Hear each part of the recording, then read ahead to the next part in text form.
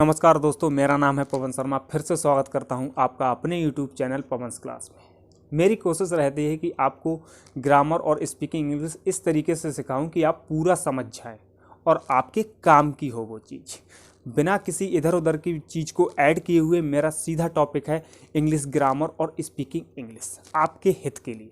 तो आज हम बात करने वाले हैं कुछ ऐसे सेंटेंसेस की जिन्हें हम डेली लाइफ में यूज करने वाले हैं। इसके साथ साथ मैं आज आपको बताने वाला हूँ टेंस, प्रेजेंट परफेक्ट टेंस का क्वेश्चन वर्ड सेंटेंस, जो बहुत सिंपल तरीके से बताऊंगा। उम्मीद है आप मेरी वीडियो पूरी देखेंगे। अगर आप मेरी वीडियो पूरी देखेंगे तो गारंटी के साथ आज मैं आपको जो समझाने वाला हूँ आप पूरी तरीके से समझ जाओगे। जब मैं पढ़ता था तो सर मेरे क्लास में आते थे। उस समय मेरी पढ़ाई में ज़्यादा खास रुचि नहीं थी, क्योंकि कक्षा 7 या 8 का लेवल था। सेंटेंस वो मुझे बताते थे तो मुझे डर लगता था सर कहीं क्लास में खड़ा ना कर दे और मुझे मुर्गा ना बना दे, बस कोई सेंटेंस ना पूछ ले।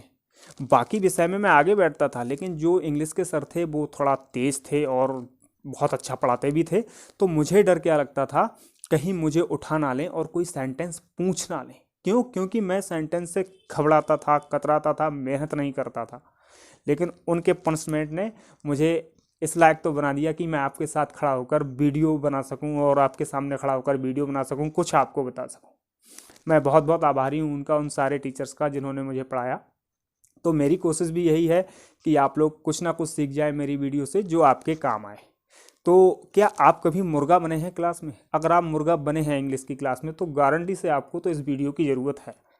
मुझे नहीं लगता कोई भी व्यक्ति उस टाइम में, लगभग 9 या 10 में, 2009 या 10 में मुर्गा ना बना हो। अब तो कुछ नियम ही बदल दिए हैं, आप मुर्गा नहीं बना सकते, स्टूडेंट्स को पनिश नहीं कर सकते, चीज़ें बदल गई हैं। लेकिन फिर भी आपको ये सोचना चाहिए, चीज़ें बदल जाने के साथ साथ आपको भी बदल जाना चाहिए, आपको भी एडवांस लेवल पे सोचना चाहिए, जिससे कि आप कुछ आगे बढ़ पाएँ, कुछ सीख सकें।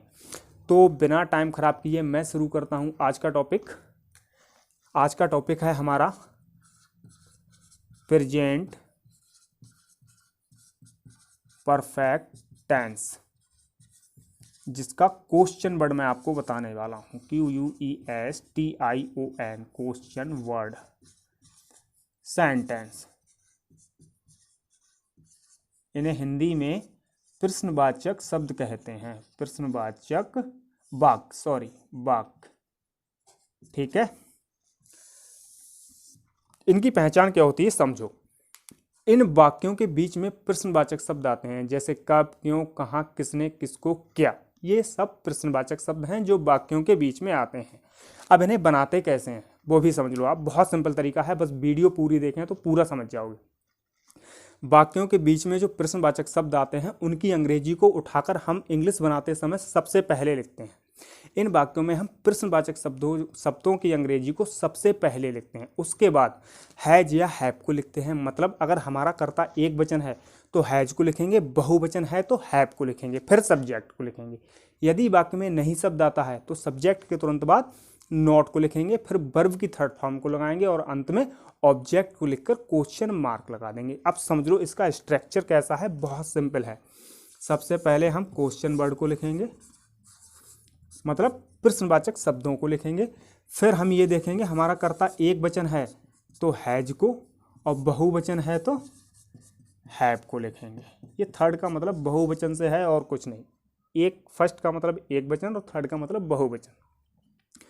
उसके बाद सब्जेक्ट लिखेंगे। यदि वाक्य में नहीं शब्द आता है तो सब्जेक्ट के तुरंत बाद नोट को, फिर वर्ब की थर्ड फॉर्म को, प्लस ऑब्जेक्ट और अंत में क्वेश्चन मार्क। फिर समझ लो, सबसे पहले हम वाक्य के बीच में पाए जाने वाले प्रश्नवाचक शब्दों की अंग्रेजी लिखेंगे। फिर अपने सब सेंटेंस के कर्ता को देखेंगे। अगर वो एक वचन है तो हैज को लिखेंगे, बहुवचन है तो हैव को, फिर कर्ता को। उसके बाद अगर सेंटेंस में नहीं शब्द आता है तो सब्जेक्ट के तुरंत बाद नोट को लिखेंगे, फिर वर्ब की थर्ड फॉर्म को लगाएंगे, फिर ऑब्जेक्ट को लिखकर क्वेश्चन मार्क लगा देंगे। है ना बहुत सिंपल? बहुत सिंपल है। एग्जाम्पल देखो, राम विद्यालय कब गया है? तो कब की होती है? व्हेन, जिसको हम सबसे पहले लिखेंगे। व्हेन प्रश्नवाचक शब्द है ये, और उसकी अंग्रेजी हम सबसे पहले लिखेंगे। राम हमारा एक वचन है तो हैज लगाएंगे। व्हेन हैज राम, नहीं शब्द है इसमें, नहीं है तो हम इसको नहीं लिखेंगे। फिर वर्ब पे आते हैं। गया, गोन, विद्यालय, ऑब्जेक्ट, ऑब्जेक्ट विद्यालय, टू स्कूल, और अंत में क्या लगाएंगे? Question mark. नंबर 1, अब एक बहुवचन का सेंटेंस देख लो। हमने खाना क्यों नहीं खाया है? तो क्योंकि हम अंग्रेजी सबसे पहले लिखेंगे भाई। हमने मतलब बी, बहुवचन हैव, बी, नहीं शब्द की अंग्रेजी सब्जेक्ट के बाद नॉट, खाया की ईट, इसमें en लगाओ, बहुवचन वो थर्ड फॉर्म बनाओ। भाई have be not eaten the food, भोजन या खाना। ठीक है, हमने खाना क्यों नहीं खाया है? भाई have be not eaten the food, और अंत में क्वेश्चन मार्क। उम्मीद है आपके ये सब समझ में आ गए होंगे। जो समझ में नहीं आया है आप मुझे कमेंट बॉक्स में ज़रूर बताएं, जिससे मैं अगली वीडियो में आपको उसका कवर कर सकूं, उसे आपको समझा सकूं। ठीक है, तो हर रोज़ की तरह मैं आपको रोज़ 5 या 6 सेंटेंसेस देता हूं, जो आप रोज़ बोलें, उनकी प्रैक्टिस करें, और जिससे कि आपकी इंग्लिश सुधरे। तो आज भी मैं आपको बताने जा रहा हूं। हमारा पहला सेंटेंस है, आप हर समय ऑनलाइन रहते हो। जब हम किसी दोस्त से मिलते हैं, उसका स्टेटस चेक करते हैं, फ़ोन में देखते हैं ये हमेशा ऑनलाइन रहता है, तो कभी कभार हम उसको बोल देते हैं आप हमेशा ऑनलाइन रहते हो, या हर समय ऑनलाइन रहते हो, या मैं आपको हमेशा ऑनलाइन देखता हूँ। तो इसको हम इंग्लिश में कैसे बनाएंगे? मैं आपको हमेशा या हर समय ऑनलाइन देखता हूँ। I see you online all the time. I see you online all the time. I see you online all the time. Come on, मेरे साथ बोलो। ठीक है, I see you online all the time. आप मेरे साथ इसलिए बोलो कि आप प्रैक्टिस में लाओ और अपने दोस्तों के साथ बोलो और सीख जाओ।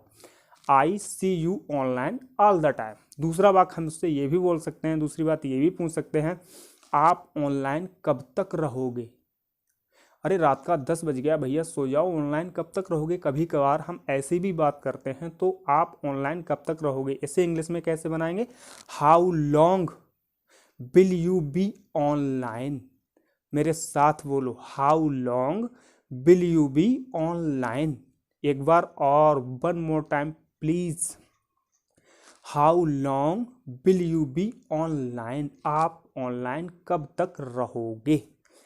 तीसरा सेंटेंस है हमारा, आजकल आप ऑफलाइन रहने लगे हो। आजकल आपने ऑफलाइन होना शुरू कर दिया है। इसको इंग्लिश में कैसे बनाएंगे? You started being offline these days. You started being offline these days. फिर से मेरे साथ बोलो, you started being offline these days. ठीक है, चौथा हमारा सेंटेंस है, हमें बाद में बात करना चाहिए, या हम बाद में बात करते हैं। हम बाद में बात करते हैं। हम इसे कैसे बनाएंगे? Let's talk later. हम बाद में बात करते हैं, या हमें बाद में बात करना चाहिए। Let's talk later. अगला सेंटेंस है हमारा, आप मुझे कैसे जानते हो? मान लो कोई ऐसा आदमी जिसे मैं नहीं जानता, मेरे लिए अननोन है, वो मुझसे पूछे, हाय पवन कैसे हो आप? तो सबसे पहले तो मैं उससे यही कहूँगा, भाई आप मुझे कैसे जानते हो? I am fine. How do you know me? How do you know me. आप मुझे कैसे जानते हो? How do you know me. उम्मीद है ये सारी चीज़ें आपको समझ में आई होंगी। अगर आपको कुछ भी समझ में आया है तो आप प्लीज़ मेरी वीडियो को सब्सक्राइब करें, लाइक करें और अपने दोस्तों में शेयर करें, जिससे कि वो भी कुछ सीख जाएं। बस आप मुझे शेयर कर दीजिए, यही मेरे लिए सपोर्ट होगी और इसी की मैं आपसे उम्मीद रखता हूं।